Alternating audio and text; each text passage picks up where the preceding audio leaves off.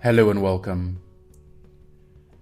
Before our prayer today, let's take a moment to share God's word and what it means for us. There is a fascinating story that we find in Luke 15 verses 11 to 32. It is more than a tale about a rebellious child.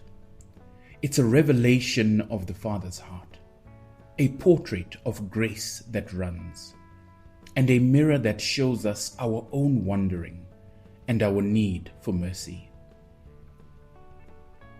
Jesus started the parable by telling us that there was a man with 2 sons. One day, the younger son said, "Father, give me my share of the inheritance." Now, in that culture, and even in many cultures today, that was the height of disrespect. It was like saying, "I want what you can give me, but I do not want you." Asking for inheritance early treated the father as if he were already gone. And yet, the father did not shout or shame. He divided his property and placed it in both sons' hands. Because love tells the truth, but love also honors choice. The younger son left for a distant country. At first, it works. New city, new friends, and new freedom. He spends money like it will never end. Parties, favors, and attention. But then the money runs out. And when it does, so do the friends. A famine hits, jobs are scarce, and he ends up finding work feeding pigs. And for him, that was deep humiliation, especially because in Jewish culture, pigs are considered unclean animals. He became so hungry and desperate that even the pig's food looked good. There he was, empty pockets, empty stomach, and empty soul. Then Jesus says a line that changes everything. He came to himself. It's like he wakes up inside his own life. He remembers his father. Not the wealth, but rather the goodness. Even the hired workers at home had bread to spare. And so he wrote a small confession in his head. "Father, I have sinned against heaven and against you. I am not worthy to be called your son. And therefore make me like one of your hired servants." He isn't bargaining for status. He is begging for a place near the house. And so he starts his long walk home. Picture his steps, dusty, stick-thin, and a speech on repeat. Will I even be allowed to stay outside the gate, he thought, or will I be turned away?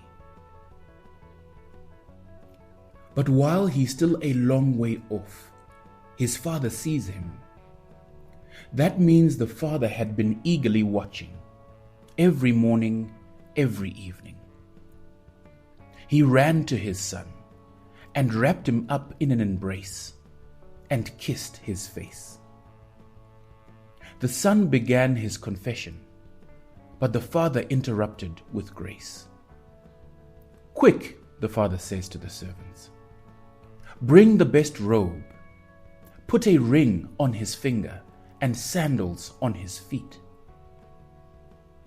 These aren't random gifts. A robe means covering and honor. A ring means family authority and belonging. And sandals signify a son, not a servant. Then the father throws a party big enough for the whole neighborhood to hear. "My son was dead and is alive again. He was lost and is found. Out in the field, the older brother hears music and asks what's going on. When he learns the party is for the runaway, he refuses to go in. He is furious. And when the father comes out to him, the older brother vents and says, "I have slaved for you. I have never disobeyed you, and yet you never threw me a party. But for this son of yours who wasted your money, you kill the fattened calf."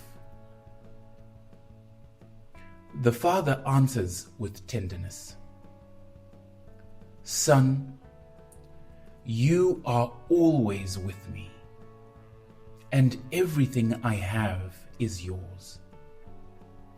But we had to celebrate. Your brother was dead and is alive again. He was lost and is found." And so the parable ends, with one son coming home from a far country, and another son standing outside in resentment. The father goes after both. Maybe you know the younger son's road, not because you bought a one-way ticket, but because little choices took you further and further away from God. You chased freedom that promised to fill the ache. You told yourself, "I will be happy when I am somewhere else, with something else, and being someone else." And for a season, maybe it worked. But then the light dimmed and the fun felt thin. You looked around and thought, "This is not who I am. This is not home." Or maybe you know the older brother's porch. You stayed. You did things right. You kept the rules. You worked hard. But somewhere along the way, your heart grew tight. You started keeping score. You felt invisible while others were celebrated. You stood near the house and yet far from the Father's joy. But here's the heart of the story. The Father is not waiting to punish you. He is waiting to embrace you. He is not keeping a ledger against you. He is scanning the road for you. In one way or another, we are all prodigals. We have all turned from God in some part of our lives. Maybe not with our feet, but with our hearts. We believed the lie that we could do life better on our own. We chased fulfillment in places God never sent us. We missed what we were leaving behind: presence, peace, and a place at the table. When the world failed the younger son, he learned a hard truth. Life apart from the Father is empty. Many of us have learned the same. We chased independence and woke up lonely. We chased approval and felt unseen. And we chased comfort and felt numb. But here's the good news. God's arms are still open. The Father does not say, "You blew it." He says, "You are still mine." He does not say, "Work your way back." He says, "Here is your robe, your ring, and your place at the table." Restoration in the Father's house is not earned. It is received. It is grace. So if you find yourself in a far country, emotionally distant, spiritually dry, weighed down by guilt, I say to you, come home. Do not wait for the perfect prayer. Do not wait to clean yourself up. Come as you are, and while you are still a long way off, your Father is already running towards you. He sees you, He loves you, and He is ready to celebrate your return. And if you find yourself on the porch, arms crossed, heart tight, hear the Father's voice for you as well. Son, daughter, you are always with me. Everything I have is yours. Come share my joy. Step inside. Lay down the scorecard. Let grace make you soft again. The party is not about who is better. The party is about who was dead and is alive again, who was lost and is found. The Father wants both children inside. He wants both hearts healed. And that is what the story is about. Forgiveness that runs, mercy that embraces, love that does not give up. A Father who goes out for wanderers and for the wounded who stayed. A table where shame cannot sit, and a home where celebration is the sound of grace. Let us now join our hearts and minds in prayer as we say,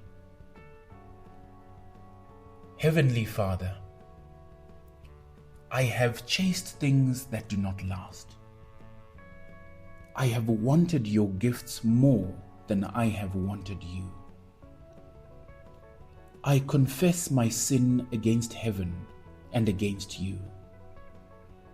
I am tired of distant countries and empty promises. Today, I turn toward home. Thank you that before I could run to you, you ran to me. Thank you for Jesus, who carried my shame, paid my debt, and opened your door wide. Wrap me in your grace. Place your ring of belonging on my hand. Put sandals on my feet and lead me into the life you dreamed with me. Heal what broke in me. Untangle the lies I believed and the habits that held me. Restore my mind with your truth, my heart with your presence, and my future with your purpose. Teach me to walk with you. Teach me prayer that is honest, scripture that is alive, and community that is real. Where I have been the older brother, resentful and rigid, keeping score instead of keeping close, soften me, Lord. Help me to celebrate every homecoming, including my own.